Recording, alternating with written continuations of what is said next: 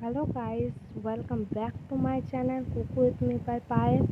Guys, আমি চলে এসেছি একটা নতুন খুব গ্রামের একটা সহজ রেসিপি নিয়ে। দেখুন, এগুলো আমাদের গ্রামে বলা হয় কচড়া। এগুলো আসলে একটা মৌয়া গাছের ফল। মৌয়া মানে আপনারা হয়তো জানবেন না, যারা গ্রামে থাকে তারাই খুব ভালোভাবে জানবেন। মৌয়া হচ্ছে একটা অ্যালকোহলিক জিনিস, যেগুলো খাবার খেতে হয়। এই দেখুন কচড়াটাকে কীভাবে কেটে নিতে হবে। এগুলো আমি কেন ছুলে নিচ্ছি, কারণ এগুলো তো যদি দেওয়া হয় না তা তেতো তেতো লাগে, ওই জন্য এটাকে ভালোভাবে বাদ দিয়ে দিতে হবে। তারপর এইভাবে ছোট ছোট করে কেটে নিতে হবে। এগুলোকে আস্তে আস্তে কেটে নেবে খুব ভালোভাবে। এই দেখুন, এটাকে বাদ দিয়ে দেবো। মাঝে যে অংশটা থাকে শিরার মতো, সেটাকে কিন্তু বাদ দিয়ে দিতে হবে। আমি বাদ দিয়ে দিই। আমি ভিডিওটা বেশি বড় করিনি, কারণ আপনাদেরই দেখতে অসুবিধা হবে, ওই জন্যে।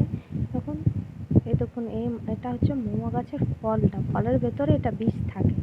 এই দেখুন বীজটা, এই বীজটা ভালোভাবে বসেনি, বসলে একদম পুরোপুরি শক্ত হয়ে যায়। ওই জন্য এই দেখুন, এই ভালোভাবে মাঝে শিরাটা ছাড়িয়ে নিচ্ছি। আমি জলদি জলদি করেছি, দেখুন স্পিড করে দিয়েছি আমি ভিডিওটাকে, কারণ আপনাদের যাতে দেখতে অসুবিধা না হয়। দেখুন, আমি সব ফলগুলো ভালোভাবে কেটে নিয়েছি। এই দেখুন কত সুন্দরভাবে কেটে নিয়েছি। এবার এগুলোকে ভালোভাবে আমি ধুয়ে নেব। কতগুলো হয়েছে দেখুন, আমাদের বাড়িতে সবাই এটা পছন্দ করে। এটা দেখুন, আমি কড়াইয়ের মধ্যে জল নিয়ে নিয়েছি। জলটা গরম হলে একটু কচড়াগুলো ভালোভাবে ধুয়ে পরে আমি কড়াইয়ের মধ্যে দিয়ে দেবো কচড়াগুলো। দেখুন, কড়াইয়ের মধ্যে দিয়ে দিচ্ছি কচড়াগুলো, ভালোভাবে ধুয়ে দেবেন।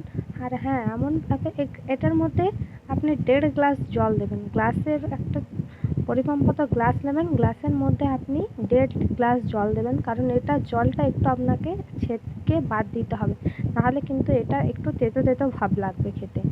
অবশ্যই এটা করবেন, জলটাকে একটু ছেঁকে বাদ দেবেন, নাহলে কিন্তু তেতো তেতো যাবে না।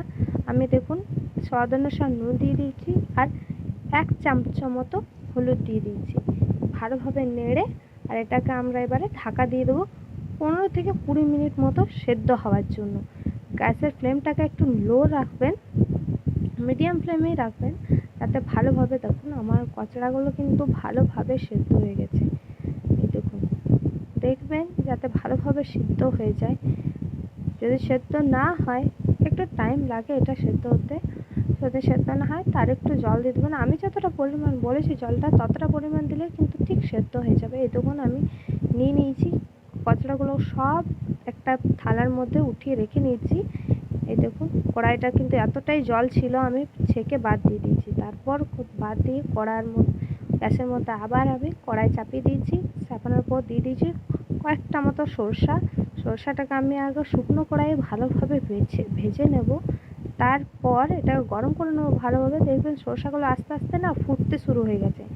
যখনই ফুটতে শুরু হয়ে যাবে, তখনই এটাকে ডাবু দিয়ে আমরা এটাকে ভালোভাবে গুঁড়ো করে নেব। ডাবুর সাহায্যে গুঁড়ো করবো, কিন্তু ডাবুর সাহায্যে গুঁড়ো। দেখুন কত সুন্দর গুঁড়ো করে নিয়েছি। এবারে আমি দিয়ে দিলাম সামান্য মতো তেল।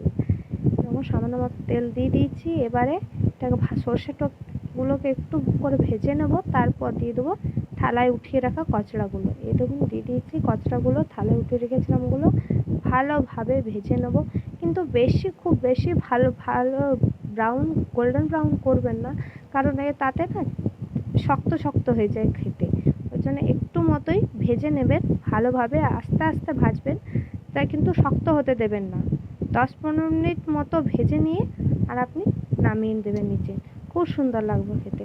Guys, thank you.